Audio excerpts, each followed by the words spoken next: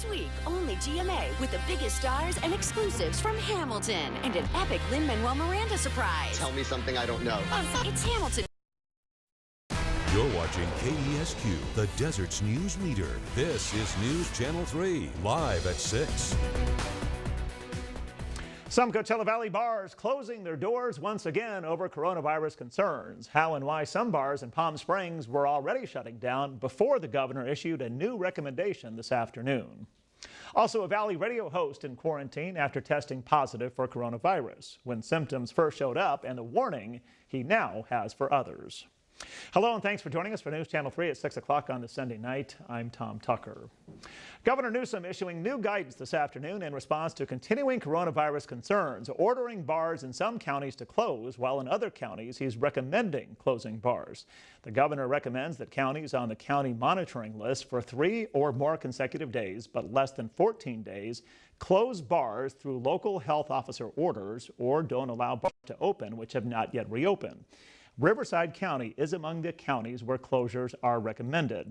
Counties which have been on the monitoring list for 14 days or more are required to immediately close bars. That list of counties includes Los Angeles, Fresno, Kern, Kings, Imperial, Tulare, and San Joaquin. Meanwhile, 2 bars in Palm Springs announced closure Saturday after employees at those 2 bars tested positive for coronavirus. As we reported last night, Hunter's nightclub and street bar closed after employees at both businesses tested positive for coronavirus. At Chill Bar, a spokesperson tells News Channel 3 they're closing as a precautionary move, and Tonga Hut remains closed. I believe that they're making good decisions if they close down.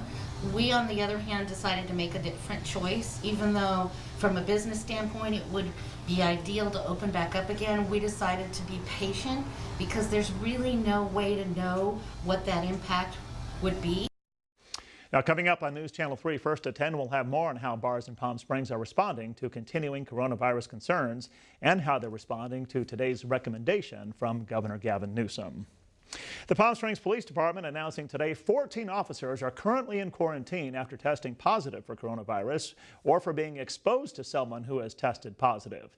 This is the post on the department's Instagram account, which was posted at 12:30 this afternoon. The post reads in part, quote, 14 Palm Springs police officers are currently quarantined at home due to an exposure and or testing positive for COVID-19.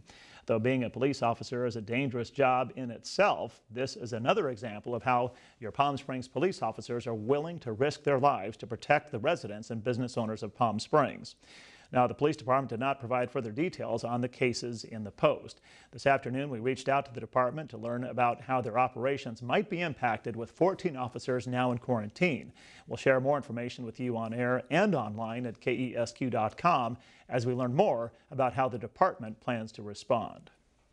Another disturbing milestone in the fight against coronavirus. Globally, there are now more than 10 million confirmed cases, according to ABC News. 2.5 million of those cases are here in the United States. The vice president, despite postponing trips to virus hotspots Arizona and Florida, today pushing forward with an event in hard-hit Texas. The governor there warning the state has taken a, quote, swift and dangerous turn. Karina Mitchell has details. With cases surging, the U.S. marking yet another new record, the highest number of COVID-19 diagnosed cases in a single day Saturday. Texas, one of the hardest hit, ICUs nearing capacity. Jessie Grecho left Texas to help battle the virus in New York when it was the country's epicenter. Now she's back in her home state. With what I've seen in the numbers and what my friends have seen, we are New York now. I mean, it's already here. Despite the spike, today Vice President Mike Pence downplaying the virus, keeping a scheduled appearance at a Celebrate Freedom rally at a Dallas church. As each day we are one day closer to the day we put this pandemic in the past. While in Jacksonville, Florida, 200 firefighters now quarantined after 14 members test positive for COVID-19. Governor Ron DeSantis speaking today about the spiraling infections in the state. That positivity increase is really being driven by a big increase over the last 3 weeks in individuals testing positive throughout the state of Florida in younger age groups. The president, meanwhile, taking the day to play golf. But Trump's campaign facing scrutiny after a video obtained by the Washington Post appears to show staffers taking down signs promoting social distancing at his comeback Tulsa, Oklahoma rally last week. The campaign responding, saying the rally was, quote, in full compliance with local requirements. House Speaker Nancy Pelosi weighing in today. It's time for this administration to take this seriously. New York Governor Andrew Cuomo delivering a dire warning. If these states keep going up, we're going to have a national crisis like we have never seen. ABC's Jacksonville affiliate now reporting that about 200 Florida-based doctors have signed an open letter calling for the Republican National Convention scheduled to be held in Jacksonville to be postponed. Karina Mitchell, ABC News, New York. All right, time now for a check of the weather on this Sunday night. The live look provided by the TMO weather cam on Needham Hill. High temperatures around the valley today were slightly lower than yesterday. And News Channel 3's Taylor Begley is here to tell us we could soon see even more of a cool down. Taylor? Yeah, so temperatures have cooled down significantly for today. That high temperature 102 in Palm Springs, the seasonal average 105. So we were below that. And yesterday, our high temperature was 111. So we were really feeling the difference today. Those temperatures are going to continue to drop because low pressure is moving in. And I'm talking about 90s. We are going to be in the double digits as low as 93 degrees for Monday. But you might have seen that camera shaking around a bit with that low pressure and those cooler temperatures moving in. That also brings along those gusty winds. We are under a wind advisory right now. I'll break down more of those details a little bit later on in the show, but those breezy conditions are going to continue through Monday. Again, I'll have your full 7 days ahead a little bit later on. For now, back to you, Tom. All right, Taylor, thanks a lot for that. Tonight, we're getting our first look at the third suspect accused in the murders of a Valley couple first reported missing back in May of 2017. The couple, Audrey Moran and Jonathan Reynoso. These are the three suspects arrested, with the two photos on the right sent out late last night by the Riverside County Sheriff's Department. Today is the first time we're seeing the mugshot on the left. That man is identified as 28-year-old Coachella resident Manuel Rios. He and 32-year-old Abraham Fragoso of Indio and 41-year-old Jesus Ruiz Jr. of Stockton are now behind bars and facing murder charges in the deaths of Moran and Reynoso. The Valley couple was first reported missing back in May of 2017. That night, Moran left her job at Extra Space Storage in Bermuda Dunes around 8 o'clock, then left to pick up Jonathan. They were set to meet at an unknown location between Coachella and Imperial County. That was the last night their families had contact with the couple. The next day, Audrey's SUV was found abandoned along Interstate 10 in Beaumont. Now, this is a developing story, and News Channel 3 will keep you updated on air and online at KESQ.com. Investigators are still encouraging the public to provide information in the case by calling the missing persons tip line at the number on screen, 760-393-3544. President Trump calling a new report from the New York Times fake news. Coming up tonight on News Channel 3, details on the story involving alleged bounties on U.S. troops serving in Afghanistan. And a Valley radio host giving a warning tonight after testing positive for coronavirus. You're watching KESQ, the desert's news leader. We've been through a lot lately, but there is light at the end of the tunnel. Soon, more workers will be allowed to return to their jobs. And as things continue to develop, News Channel 3 is here, clearly laying out how and when new information will affect all of us. Remember, it's essential to continue to follow social distancing guidelines. Stay safe and mask up when needed while we all find our way forward. And stay informed. Keep watching News Channel 3, the desert's news leader. You're ready to drive again, and not just to the neighborhood store. I'm Mark Higbee. DoorPros is offering a unique service with your safety in mind. Are you overwhelmed with credit card debt? And welcome back on the Sunday night. The president facing some criticism over his response to the New York Times report published this past Friday, claiming Russia was looking to pay the Taliban to kill U.S. troops in Afghanistan. The New York Times does not name its source for the story, and the president calls the report fake news. Here's Andrew Dimbert with details.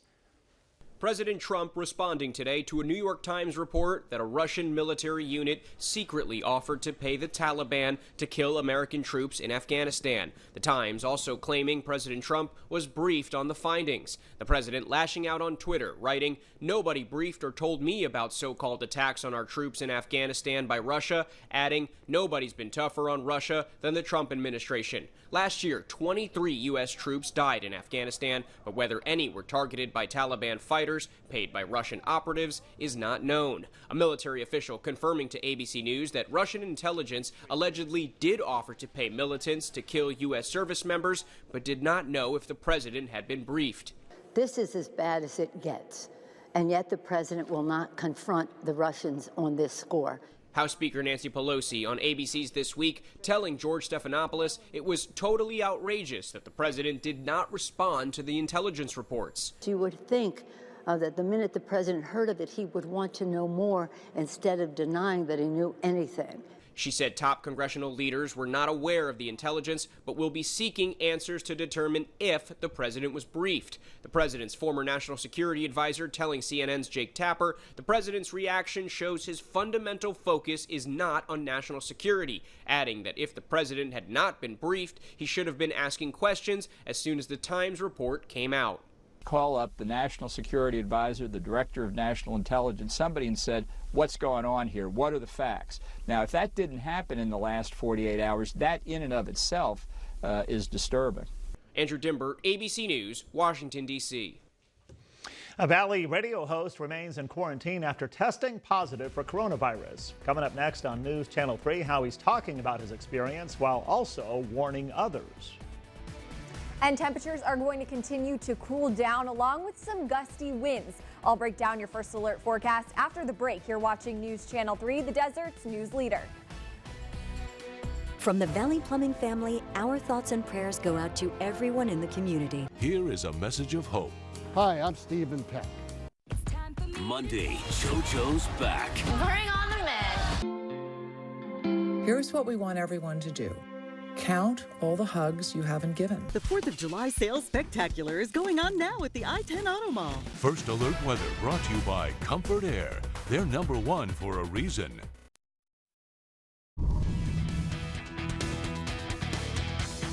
A Valley radio host remains in quarantine after testing positive for coronavirus. Ben Patrick Johnson, a host at KGAY, tells News Channel 3 he first started experiencing symptoms back in mid-June. Today he spoke exclusively with Caitlin Thrope about his experience. I'm getting better and better every day. I'm almost back to normal. KGAY's morning show host Ben Patrick Johnson is sharing his experience after testing positive for coronavirus. I wasn't surprised because I'd had quite a cold. He started noticing symptoms around June 13th and got tested on June 19th. It was a little surreal, you know, the people with all the what looked like hazmat suits on and stuff like that. But I got in and out very quickly, and the results came back in just 2 days, which was surprising and impressive. He says he has a mild to moderate case. I started out with some coughing, a lot of coughing actually, and fever. And I got a real kind of a congested cold and body aches and chills. And I think that the biggest single symptom that I've had that I'm still dealing with is fatigue. Man, this just knocks you out. Now that Ben has experienced the virus firsthand, he has a message for the community. Please, guys, wear your masks. It means everything. I don't know if this is because I let mine slip just a little bit or if this is something I could not have avoided, but the masks are the thing. Obviously, also the hand washing and the social distancing, but masks, masks, masks, especially indoors. He's currently in quarantine for 14 days before he takes 2 more tests. Both have to be negative before he'll resume normal activities. I'm going to play this conservative because I care a great deal about the health of my coworkers and friends and families around me. So I'm going to do the 2-test rule and make certain that I'm completely better and not going to give this to anybody. Caitlin Thrope, News Channel 3. Now, your First Alert weather forecast with weathercaster Taylor Begley. We felt a much cooler day here in the Coachella Valley. Temperatures right now 100 degrees for Palm Desert, but in the 90s for the rest of us, and up on the high desert, 82 degrees for Yucca Valley. Same thing over in Desert Hot Springs, and 70s in Banning and Beaumont. As for those dew points, 36 in Palm Desert right now, a 50 in La Quinta, so a little bit more elevated in La Quinta, but in the 40s, so we are on the drier side. Above 50 for areas of the high desert, Desert Hot Springs, and Yucca Valley, as well as over in Banning and Beaumont. Now, the reason that we've been experiencing this cool down as well as the areas of gusty winds are because of this trough of low pressure to the north. And this moved in, and we've been feeling those impacts. As for those winds, right now, gusts up to 52 miles per hour in Whitewater. On the high desert, 32 miles per hour for 29 Palms, 23 miles per hour over in Thermal. Now, those winds are going to be peaking later this evening. If we pause this around 9 o'clock this evening, 60-mile-an-hour gusts for the tram for Whitewater, also for areas like Yucca Valley, Desert Hot Springs, and above 50 miles per hour for 29 Palms as well, reaching that on the valley floor here, 50 miles per hour for Thermal, and nearing that in areas like Mecca and Indio, 33 miles per hour. 4,000 Palms. Now, those winds are going to be sticking with us. We are going to be breezy on Monday as well. And pausing around 8 a.m., we see gusts up to 31 miles per hour for the valley floor in Indio, 50 miles per hour for Yucca Valley and Desert Hot Springs, and still in the 60s for areas like Whitewater. Now, a wind advisory is in place for the areas shaded in this brown color here. And this is extending through 8 a.m. tomorrow morning. Sustained winds expected 25 to 35 miles per hour with gusts up to 60 miles per hour, as we saw in areas like Whitewater especially. A red flag warning also in place for areas of the high desert, shaded in pink here. That's through 11 p.m. tonight. So any fires that do spark up can spread very rapidly because of those gusty winds as well as the drier conditions. Now, the South Coast Air Quality Management District did also put in place a wind-blown dust advisory from blowing sand and dust, which could lead to unhealthy air quality, and this extends through Monday morning. As for tomorrow, those temperatures, they are going to be much cooler, in the 80s, close to 90 by 3 o'clock in the afternoon, with those breezy winds sticking around. Taking a look at your Comfort Air 7-day forecast, temperatures reaching as low as 93 for Monday. So we are really going to be feeling that drop in temperatures. 111 yesterday, 102 today, 93 for tomorrow, and then a slight warm up, but Saturday and Sunday, it's going to be back to close to that 110 mark by Sunday. Got to make some outdoor plans for tomorrow. Why not? Yeah, definitely take advantage of those double-digit days, because I don't know how many are left. Not many. For the summer, if at all. All right, in sports tonight, you have kind of an odd couple story in the NFL to tell us about. Yeah, so of course I have your highlights from the final round of Travelers, but we did have a big signing in the NFL. I'll have that in sports up next. And as we head to break now, a reminder that you can become a part of the News Channel 3 team by sharing your photos and videos using our free news app. Simply search KESQ in the App Store or Google Play, or email those photos and videos to us using share@kesq.com. We'll be right back. Watch your live local news from anywhere. Download the KESQ app today. Live newscasts and breaking Coachella Valley news as it happens. Search KESQ in your app store today. The News Channel 3 I-Team investigators. We do much more than bring you the news every day. How has the pandemic impacted your ability to get things done? Years of experience asking the tough questions. Morning, noon, and night, we investigate for you. What are the range of problems that you've seen? What do you think the long-term impact of this is going to be? Uncovering problems, finding you solutions. That's what makes News Channel 3 the Desert's news leader. If you visit one of our hospitals here at Desert Care Network for an emergency, a community built on care. Can you believe this weather? Let's check in with Paul from Comfort Air to tell us how we can deal with this heat and stay comfortable. Thanks, Carol. And your 7-day forecast, hot, hot, and hot. We've all been on pause because it was the right thing for everyone. Let's push play. Hi, I'm Jason Chavez, owner of Coachella Valley Buick GMC. Now, time for the best local sports show with sports anchor Taylor Begley. Brendan Todd was the leader heading into the final round at the Travelers Championship, but after a 5-over day, the door was open for Dustin Johnson, who trailed by 2 heading into the round. Here's Johnson at the 8th hole. He bends his birdie putt. That moves him to 18 under. But Kevin Streelman challenged him. A great shot from the 10th fairway, and he'd birdie the hole, moving to 17 under. Streelman finished 1 shot off the lead. And how about this? 23-year-old Will Gordon might have finished tied for 3rd, but he still won, earning a special temporary membership on the tour. Now back to Johnson, just off the 10th green. An impressive birdie putt moves him to 20 under. Now here's Mackenzie Hughes at 17, and watch this. He bends a long-range birdie to move to 16 under, and he'd finish tied with Gordon for 3rd. World number 6, Johnson, gets it done on 18, needing only a 2-putt to win. He misses the birdie, though, and would settle for an easy par to win the Travelers Championship. Now, just in tonight, some pretty big news out of the NFL. Former league MVP Cam Newton has reportedly signed a 1-year deal with the New England Patriots.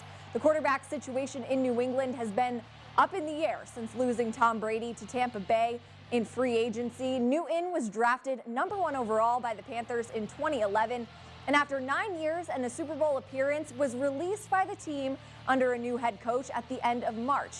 There have been some questions about the 31-year-old's health as he continues to rehab from foot surgery. Finally, Dodgers outfielder Andrew Toles has been released from jail in Florida after he was arrested earlier in the week for trespassing property. The 28-year-old was found sleeping behind a building at the Key West airport and refused to move, according to the Miami Herald. Jail records show that Toles appeared to be homeless and has reportedly struggled with anxiety in the past. Toles was a starter for the Dodgers at the end of 2016 and start of 17 until an injury sent him down to AAA. He's still on the team's restricted list.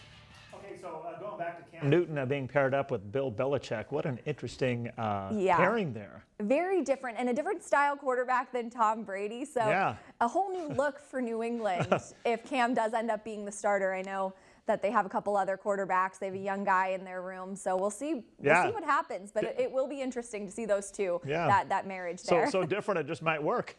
Maybe. I mean, maybe they needed a shakeup. You know. Yeah, you got it. Okay, how about a final look at the weather outside for us tonight? It's going to be cooler, Tom. It's looking nice. I mean, Monday, 93 degrees. Our seasonal average is 105. So yes, I will take that. And Tuesday, double digits again. We're staying below average, and then by next weekend, we do have a warm-up on the way. So we got to enjoy those couple days of, especially those days of 90s. If you have anything to do outside, those would be great days. We will be breezy on Monday, but that wind advisory that we have in place will be expired tomorrow morning. So just breezy conditions out there. My backyard fence needs staining. Maybe it'll be a good day to get out and get that started tomorrow, but I kind of doubt it. All right. We'll see you back here at 11. Have a good night.